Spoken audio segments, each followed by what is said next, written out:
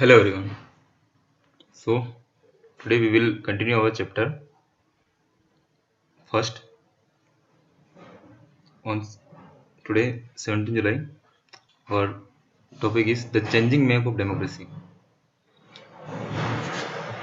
World map में देखकर हम ये जानने की कोशिश करेंगे कि किस प्रकार से वर्ल्ड का मैप जो है चेंज हुआ और किस तरीके से अलग अलग देशों ने डेमोक्रेसी को अपनाया. 20th century was full of the kind of stories we have read about. 20th century में इस तरह की बहुत सारी कहानियां थी जो हमने पहले ही पढ़ चुके हैं ऊपर, पोलैंड की और चिले की. Stories of transitions of democracies, of challenges to democracy, of military coup और struggle of people to bring back democracy. उसमें कई स्टोरीज हैं 20th सेंचुरी में, जैसे कि डेमोक्रेसी का ट्रांजिशन हुआ, बदली, फिर पलटी, फिर क्या क्या डेमोक्रेसी के सामने चैलेंजेस आए और किस प्रकार से वहाँ पे सैन्य विद्रोह हुआ, लोगों ने किस प्रकार से स्ट्रगल किया, संघर्ष किया वापस डेमोक्रेसी को लाने के लिए. Was there a pattern to these stories that record both the march toward democracy and the setback to democracy? क्या इसमें कोई पैटर्न है इन स्टोरीज में एक तरीके का, जो कि मतलब जो मार्च हुआ है डेमोक्रेसी को पाने का और उसके सेटबैक का, वो सेम है. Let us use the basic features we noted earlier and identify democracies among different countries of the world. चलो हम देखते हैं कि किस प्रकार से डिफरेंट कंट्रीज हैं वर्ल्ड की, वहाँ पर डेमोक्रेसी को हम ढूंढने की कोशिश करते हैं कि पहले क्या था और फिर उसके बाद में क्या क्या बदलाव आया वहाँ पर. This is what the 3 maps shown here do. अब यही चीज़ें हमें बताने के लिए हमने यहाँ पर 3 मैप्स का यूज़ किया है. अलग अलग टाइम से बिलोंग करते हैं तीनों में. Take a look at these 3 map below and find out if there was a pattern in the way democracies have evolved in the 20th century. एक बार देखिए इन तीनों मैप को और खोजने की कोशिश कीजिए, एक पैटर्न खोजने की कोशिश कीजिए कि क्या इन डेमोक्रेसीज में किसी प्रकार का एक तरीका है जिसके थ्रू मतलब 20th सेंचुरी में ये डेमोक्रेसीज को अपना रही है या छोड़ रही है. The first map depict the countries that were democratic in 1950. अब फर्स्ट मैप देखोगे तो यहाँ पर देखिए आप रेड कलर से उनको डिनोट किया गया, उन कंट्रीज को डिनोट किया गया है जो मतलब 1900 और 1950 में भी मतलब क्या थी, डेमोक्रेटिक थी. तो आप देखिए ये आपका यूएसए है, कनाडा है, ये भी यूएसए है आपका, और ये इधर देखिए आप मतलब लेटिन अमेरिका में, जो साउथ अमेरिका भी बोलते हैं हम इसको, इसमें ये जो साइड में है ये है आपका चिले. ठीक है, इसके बारे में हमने पढ़ा. चिले, ये अर्जेंटीना है, ठीक है, ये बोलीविया है, नेक्स्ट इसके पेरू है. ठीक है, ये बाद में 1950 में ये बना था ब्राज़ील, पर 1900 में नहीं था. ये जो रेड कलर में है ये सब 1900 से मतलब आपके डेमोक्रेटिक कंट्रीज थे. इसमें आपका ब्रिटेन आ जाता है जो 1900 और 1950 के बीच में मतलब डेमोक्रेटिक थे.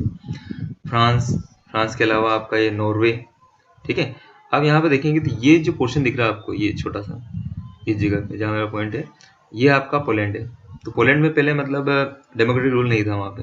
ठीक है, हमने पहले ही पढ़ चुके हैं इसके बारे में कि वहाँ पर किस प्रकार का फॉर्म था गवर्नमेंट का. बाद में वहाँ पर डेमोक्रेटिक फॉर्म ऑफ गवर्नमेंट वहाँ पे स्टेब्लिश हुआ था. This map also a few year after the end of the second world war, जब सेकंड वर्ल्ड वॉर खत्म हुआ 1945 में, दिस मैप आल्सो शोन्स country from this set that had already become democratic by 1900. The second map present a picture of democratic regime in 1975 after most of the colonies had gained independence. Finally, we take another leap and look at democracies in the year 2000 at the beginning of the 21st century. Here in the first map हमने देखा कि 1900 से पहले जो मतलब 1900 या 1900 के बाद में जो मतलब 1950 के बीच में जो कंट्री डेमोक्रेटिक फॉर्म को लिए हुए थी, अपनाए हुए थी, वो रेड कलर में डिनोट किया गया. और जब 1945 में 1945 में जब सेकंड वर्ल्ड वॉर खत्म हुआ तो मैक्सिमम कंट्रीज ने जो है वो आज़ादी गेन की. ठीक है, इंडिपेंडेंस गेन की. तो उसके बाद उसमें देखेंगे आप, हमारा खुद का भारत है. ठीक है, हमें आज़ादी मिली थी 1947 में. तो ये इंडिया हुआ, पाकिस्तान हुआ, ठीक है, इधर ये म्यांमार हुआ, ठीक, इधर ब्राज़ील है, और ये जो अफ्रीका में एकमात्र एक देश था जिसको हम इजिप्ट नाम से जानते हैं, मिस्र जिसे बोलते हैं. ठीक है, इसके अलावा टर्की के पास में जो है मतलब बहुत सारे और देश हैं. ठीक है, ये ग्रीस हुआ। ग्रीस पहले से मतलब एक रिपब्लिकन कंट्री था, उसकी छोड़ो। फिर ये ऑस्ट्रिया भी 1950 के आसपास मतलब जो है इंडिपेंडेंट हुआ था। न्यूजीलैंड है ये आपका। फिर 1975 में आप देखेंगे यहाँ पे एक पैटर्न जो देखने को मिलता है कि जो चिले पहले मतलब डेमोक्रेटिक था, वो हमने पढ़ा 1975 तक आते आते वो क्या हो गया था, अनडेमोक्रेटिक हो गया था, नॉन डेमोक्रेटिक हो गया था। और जो मिस्र पहले डेमोक्रेटिक था वो हट गया, और मिस्र की जगह कौन सा डेमोक्रेटिक रह गया था, सिर्फ आपका अफ्रीका, दक्षिण अफ्रीका। ठीक है, दक्षिण अफ्रीका के ऊपर जो है वो जिम्बाब्वे है। ठीक है, फिर अब बात करते हैं 2000 की। तो 2000 में आते आते मैक्सिमम कंट्री जो है वो आपकी क्या हो गई थी, डेमोक्रेटिक कंट्री बन गई। पूरा मतलब जो उत्तरी अमेरिका है, नॉर्थ अमेरिका, और आपका लेटिन अमेरिका में जो पेरू पहले 1900 में आपका यहाँ पर देखेंगे तो ये मतलब डेमोक्रेटिक कंट्री था। 1975 में वहाँ पे नॉन डेमोक्रेटिक कंट्री आई। बाद में 2000 तक भी वहाँ पे डेमोक्रेटिक कंट्री नहीं है। अगर देखें हमारे पड़ोसी देश की म्यांमार आप देखेंगे तो यहाँ पर 1900 में पहले वो 1950 में पहले वो डेमोक्रेटिक कंट्री था। उसके बाद में फिर 75 में हटा, वहाँ सैन्य कूप हुआ, और अभी भी वहाँ पर सैन्य कूप ही चल रहा है। ठीक है, मिलिट्री गवर्नमेंट है वहाँ पर। चलो, come to the point. Next, let us summarise the main point that emerge from a reading of these maps। क्या क्या मेन पॉइंट हमें इस मैप को देखकर हमने पता लगाया। You need to go back to the maps to answer the question that comes after each point. आपको मैप में आप ही देना पड़ेगा हर पॉइंट के बाद में। देखें क्या है, democracies have expanded throughout the 20th century. 20th century में डेमोक्रेसी का विस्तार ही हुआ है। हमने देखा कि मतलब 1900 के बाद में, 1975 के बाद में, फिर 2000 में उसका एक्सपेंशन हुआ है। देखा हमने तीनों में। It is correct to say that at each point in this map the number of democracy country is larger than at the previous point in time। तो 1900 से देखो या 1950 में देखो तो उसमें बढ़ोतरी हुई है। 1950 से 1975 में देखो, 75 में तो भी उसमें मतलब इंक्रीजमेंट हुआ है। फिर 2000 में देखोगे तो उसमें भी आपका इंक्रीजमेंट हुआ है। That is the correct point.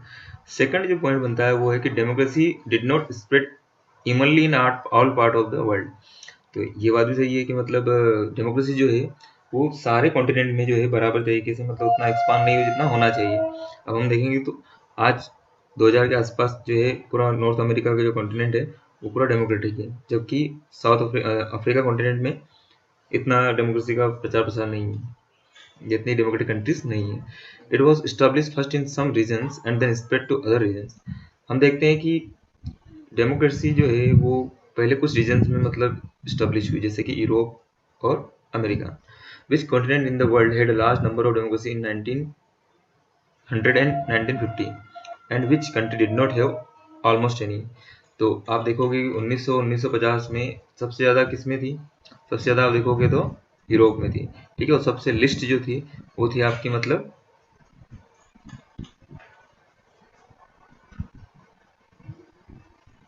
Africa में। While a majority of countries are democratic today, there are still large part of the world that are not democratic।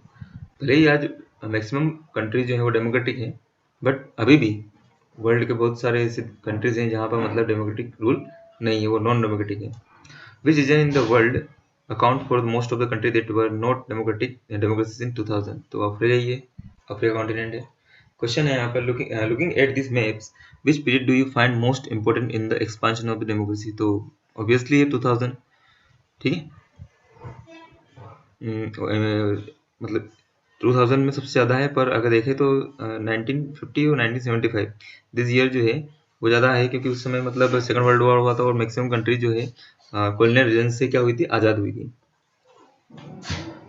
1945 के बाद में। नेक्स्ट टॉपिक है आपका faces in the expansion of democracy.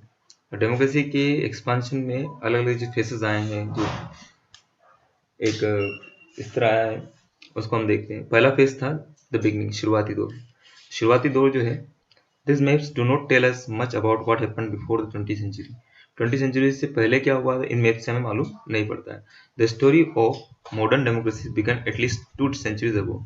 जो modern democracy की जो story है वो कम से कम 2 सेंचुरी पहले की है, तब शुरू हुई थी। You may have read the chapter of the French revolution of 1789। आपने ऑलरेडी पढ़ा हुआ है फ्रेंच रिवॉल्यूशन के बारे में जो हुआ था 1789 में। In the history book of this course, this popular uprising did not establish a secure and stable democracy in France. ये 1789 में जो रिवॉल्यूशन हुआ, इसने एक सिक्योर स्टेबल डेमोक्रेसी नहीं दी फ्रांस को, पर throughout the 19th century democracy in the France was overthrown and restored several time. इस पूरे 19th सेंचुरी में फ्रांस में डेमोक्रेसी जो है आती, फिर उसको ओवरथ्रोन कर दिया जाता, फिर रिस्टेब्लिश होती, रिस्टोर होती, और ऐसा कई बार चलता रहा, पर एक स्टेब्लिश और मतलब सिक्योर गवर्नमेंट वहाँ पर ये नहीं देख पाया। Yet the French revolution inspired many struggle for democracy all over Europe. परंतु इस रिवॉल्यूशन का इतना तो प्रभाव हुआ कि इसने बाकी देशों को, जो यूरोप के देश थे, उनको इंस्पायर किया डेमोक्रेटिक रूल लाने के लिए। फिर बात करते हैं हम ब्रिटेन की। तो progress toward democracy started much before the French revolution. यहाँ पर फ्रेंच रिवॉल्यूशन से पहले यानी 1789 से पहले ही इस डेमोक्रेसी की तरफ चलने की जो प्रोसेस थी वो ऑलरेडी स्टार्ट हो गई थी, but the progress was very slow. पर ये प्रोग्रेस जो थी वो बहुत ही स्लो थी। Through the 18th and 19th centuries, series of political events reduced the power of the monarchy and feudal lords. देखो, ब्रिटेन में पहले फ्यूडल लॉर्ड्स हुआ करते थे जिनके पास में बहुत बड़ी बड़ी संपत्तियां या मतलब जमीनें हुआ करती थी, और मैक्सिमम पावर जो होते थे वो किसके अंडर में होते थे? मोनार्ची के। पर इन स्ट्रगल के थ्रू जो पावर्स थे वो धीरे धीरे करके मोनार्च के हाथ से लेकर किसको दे दिए गए? पार्लियामेंट को दे दिए गए, और ये सारी प्रोसेस बिल्कुल स्लोली हुई। The right to vote was granted to more and more people. शुरुआत में उन्हीं को राइट्स थे वोट देने के जिनके पास पैसा ज़्यादा है, संपत्ति ज़्यादा है। धीरे धीरे करके ये राइट्स जो थे, वोट देने के राइट टू वोट जो अधिकार था, ये मैक्सिमम लोगों को मतलब प्रदान किया गया। पहले महिलाओं को वोट देने का अधिकार नहीं था। Around the same time as the French revolution, the British colony in the North America declared themselves independent in 1776। 1789 में जब मतलब फ्रेंच रिवॉल्यूशन हुआ था, उसी समय 1776 में जो नॉर्थ अमेरिका की कॉलोनीज थी, ब्रिटिश कॉलोनीज थी, वहाँ के लोगों ने अपने आप को इंडिपेंडेंट घोषित कर दिया था। ठीक है, तो अगर बात करें ब्रिटेन की, तो ब्रिटेन में आज़ादी की जो घोषणा हुई थी वो 1688 में वहाँ पर गौरवशाली मतलब क्रांति हुई थी। और अमेरिका में जो क्रांति हुई थी इंडिपेंडेंस के लिए, वो 1776 में, 1774 मानते वैसे, पर 1776 मतलब अपने आप को उन्होंने इंडिपेंडेंट घोषित कर दिया था। तो in the next few years this colonies came together to form the United State of America. बाद में चल के ये सारी कॉलोनीज ने इस बात पर सहमत हुए कि अगर हम अलग रहेंगे तो हमारा कोई अस्तित्व नहीं रह जाएगा, इसलिए उन्होंने अपने आप को आपस में जोड़ लिया और एक संगठन बनाया, ऑर्गेनाइजेशन बनाया, इसका नाम था United State of America. America में 50 स्टेट है, ठीक है, 50 स्टेट मिलके पूरा अमेरिका बना हुआ है, United State of America. They adopted a democratic constitution in 1789। उन्होंने संवैधानिक जो है मतलब लोकतांत्रिक संविधान को 1787 में मतलब अपनाया। But here to the right to vote was limited to very few man. पर अभी भी यहाँ पर वोट देने का अधिकार जो है क्या था? लिमिटेड था, लिमिटेड लोगों के पास था। बाद में चल के उसमें बदलाव हुए और फिर जो है सभी को वोट देने का अधिकार प्राप्त हुआ। In the 19th century, struggle for democracy often centered around political equality, freedom and justice। 19th century में भी आते आते स्ट्रगल जो था डेमोक्रेसी के लिए, वो मेनली इसका केंद्र हुआ करता था पॉलिटिकल इक्वलिटी के नाम पर, कि राजनीतिक समानता होनी चाहिए, फ्रीडम स्वतंत्रता होनी चाहिए, जस्टिस न्याय मिलना चाहिए सही से unbias. One major demand was the right for every adult citizen to vote. एक और जो मेजर डिमांड थी डेमोक्रेसी को लाने के लिए, वो ये थी कि हर एडल्ट सिटीजन को वोट देने का अधिकार प्राप्त हो। They have right to vote. Many European countries that were becoming more democratic did not initially allow all people to vote। अधिकतर जो यूरोपियन कंट्रीज थी जो ज़्यादा से ज़्यादा डेमोक्रेटिक हो रही थी, वो शुरुआत में इनिशियली वो अलाउ नहीं कर रही थी लोगों को कि वो वोट करें। ठीक है, अभी भी उन्होंने वोटिंग राइट्स जो है वो लिमिटेड कर रखे थे। In some countries only people owning property had the right to vote. कुछ कंट्रियों में तो जो लोगों के पास, जिन लोगों के पास में प्रॉपर्टी वो ओन किए हुए थे या उनके पास में संपत्ति थी, वही वोट दे सकते थे। In the United States of America, the blacks all over the country could not exercise the right to vote until 1965। 1965 तक अमेरिका में, यूनाइटेड स्टेट ऑफ अमेरिका में, यूएसए में जो ब्लैक व्यक्ति थे अश्वेत जिन्हें हम बोलते हैं, अश्वेतों को मतलब पूरे अमेरिका में वोट देने का अधिकार प्राप्त नहीं था, चाहे वो पुरुष हो या महिला हो। Those struggling for democracy wanted this right granting universally to all adults, men or women, rich or poor, white or black. जो डेमोक्रेसी के लिए स्ट्रगल कर रहा था वो उनका एक ही डिमांड थी, मेन डिमांड थी कि वो राइट मिले हर एडल्ट को, चाहे वो आदमी हो, महिला हो, अमीर हो, गरीब हो, श्वेत हो, अश्वेत हो। ये जो है ये क्या कहलाया आगे चल के, यूनिवर्सल एडल्ट फ्रेंचाइज, जिसको हम बोलते हैं सार्वभौमिक वयस्क मताधिकार, या इसे हम दूसरे नाम से भी जानते हैं, इसका नाम जिसे हम कहते हैं यूनिवर्सल सफरेज। तो दोनों तरह से क्वेश्चन आ सकता है कि what do you mean by universal adult franchises और what do you mean by universal suffrage. The box here tells us when universal suffrage was granted in many countries of the world. यहाँ पर देखेंगे कि कब किन किन देशों में यूनिवर्सल एडल्ट फ्रेंचाइज या सफरेज को दिया गया। सबसे पहले महिलाओं को, इसका मतलब ये भी है कि महिलाओं को वोट देने का अधिकार कहाँ मिला, सबसे पहले न्यूजीलैंड में। वो कब मिला, 1893 में। तो क्वेश्चन आ जाता है कि महिलाओं को सबसे पहले वोट देने का अधिकार कहाँ मिला, न्यूजीलैंड में। ठीक है, उसके बाद Russia, Germany, Netherland, okay, Britain, Sri Lanka, Turkey, France, Japan, India में 1950 इसलिए क्योंकि इसी दिन हमारा संविधान जो है लागू हुआ था। ठीक है, Argentina, Greece, Malaysia, Australia, US, Spain, South Africa.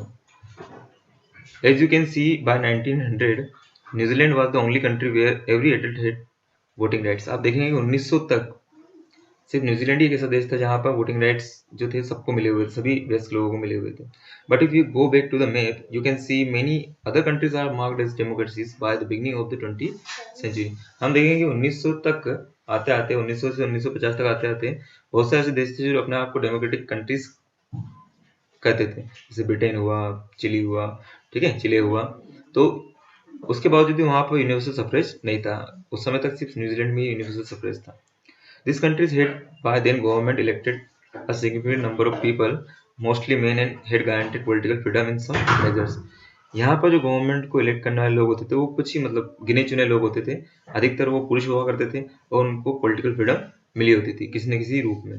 Early democracy was established in Europe, North America and Latin America. यहाँ पर कुछ ऐसा ही सिस्टम था।